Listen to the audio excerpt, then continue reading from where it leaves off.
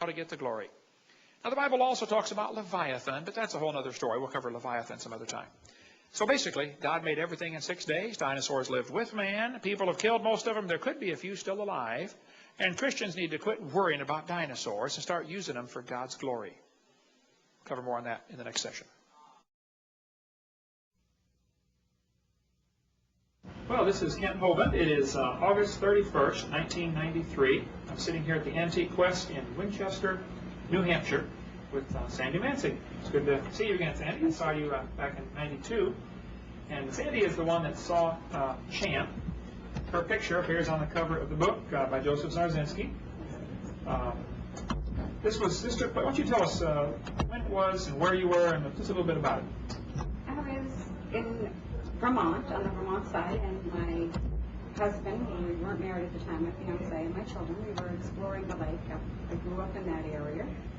And we were just exploring the lake, sitting there, enjoying the peace and quiet. And my husband had gone back to the car to get a camera, and while he was gone, there was a disturbance in the lake, and I looked out, and I thought perhaps it was a school of fish, and maybe a scuba diver or something, and then the head and the neck broke the surface of the water, and the head picked up in the neck and the back, and I knew it wasn't a fish. Right.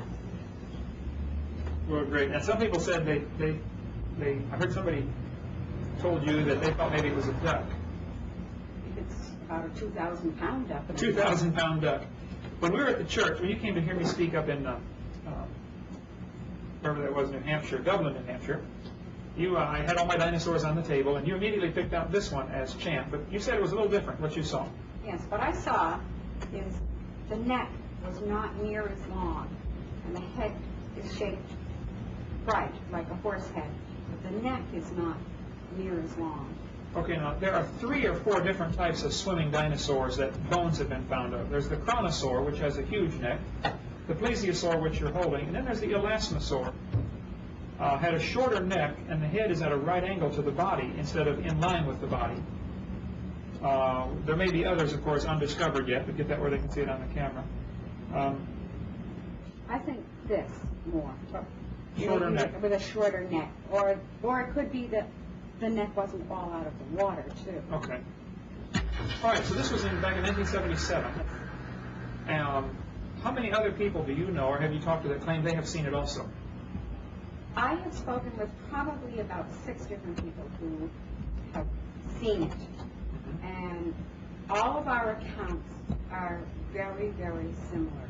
So we all can't be crazy, and we all can't be telling something that maybe we didn't see. But they're all very, very similar. The shape of the head and neck, just the massive size of it.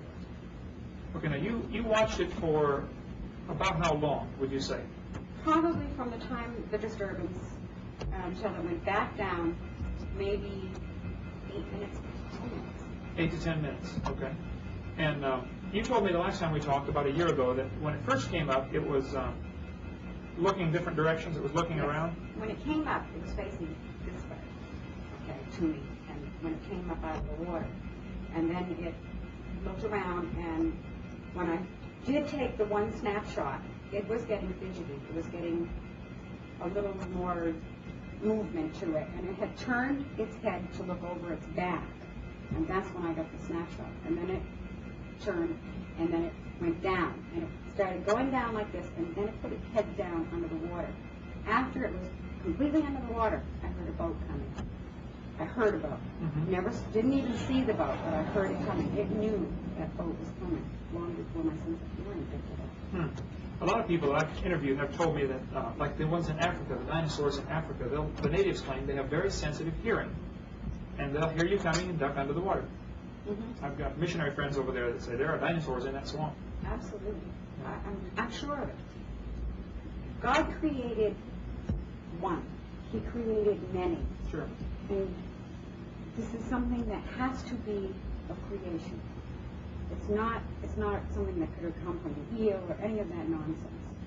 And if God can create one, He can create many. Sure, right. Now, your picture has, as well as being on the cover of Joseph's book, has been in a number of places. It was in Time magazine, July '81, I think. You were on Unsolved Mysteries, did you say this last week? Or? Unsolved Mysteries has shown 3 times. At first was in September of last year, and then... Maybe September of 92. Right. Okay. And then recently, about a week or so ago, they had a rerun of it. Oh, okay. So you're a movie star now? No. Well, there are those who teach that evolution is a proven fact, that dinosaurs lived millions of years ago. I, as you know, am very different. I was a science teacher 15 years. I'm of the strong, studied opinion that a few dinosaurs are even still alive. The world isn't millions of years old. Would you say that what you saw was best described as being a dinosaur of some kind, water-dwelling? I saw a dinosaur. You felt like you were seeing a dinosaur, right? I know. Not felt, I know. You know, okay. I saw a dinosaur. Now, the question comes to some people's mind, why did you only take one picture? Because I didn't want to miss anything.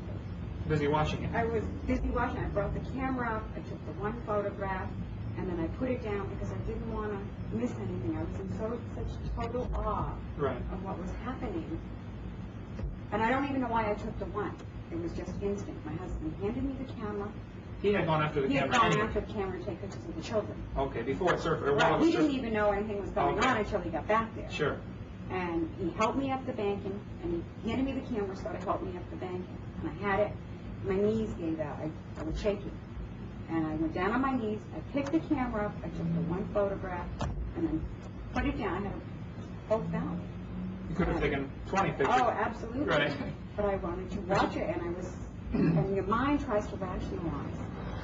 And I'm trying to think, well, what is this? And there comes a point when you cannot rationalize, you just stand there and off. Yeah. Well, great. Anything else, any other typical questions you get asked? Most of the people that interview you are those who believe in evolution. Yes. And how do you feel about that? You don't like that? I agree with you 100%. And I appreciate you letting me use your picture. I put it on one of my posters. Wonderful. And I have quite a few pictures from different people. And my motive is to strengthen people's faith in the Bible. The Bible is the Word of God. And there's Sandy's picture. You've been featured in a number of shows and magazines and things like that. You've lived here how long in Winchester? About 20 years. 20 years. So you had no intention of trying to become a celebrity by photographing Jan. No, as a matter of fact, I really didn't even want to publish. I kept it a secret for 2 years. And then I made them keep it in the scientific world. And I was forced by the media to publish because they were calling, well, if this exists, why haven't we seen it? And Sure, right. so I was forced to, and that's why I put a copyright on so that I could have some control and some protection as to who's going to use it. Right. Smart. Good move. Now, people have asked me, they say, hey, if these creatures, there's so many of these creatures, why don't we get more pictures? And I ask them the question, I'll say, have you ever seen a car wreck? And they say, well, sure. I'll say, give me a picture of one as it happens. You never see a picture of a car wreck as it happens, and yet thousands of car wrecks happen. So it's something that's fleeting, it lasts a few seconds, you don't think of taking a picture until it's too late. Well, maybe if you could keep me posted, send me information if you get any more people, because people probably come to you all the time, don't they? And say, hey, I saw it. Yes. I would like to keep a file of that. Just send me a list. Absolutely. Picture of Champ up here on the wall. And tell me about the old gentleman that came and looked at it. I was standing here at the counter, and an older gentleman came in, and he's staring at the picture, and he's staring, and he asked me what it was, and I told him it was Champ from Lake Champlain.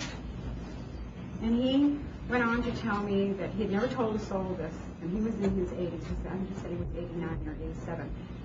And he told me about when he was a young man, he went fishing with his grandfather up in Lake Champlain, up by the Bulwaga Bay, that area up by Tide. He grew up on the lake? Yeah, he grew up on the lake. Okay. And he told me of a time that he and his grandfather were out fishing, and this monstrous big thing, he said, came out of the water.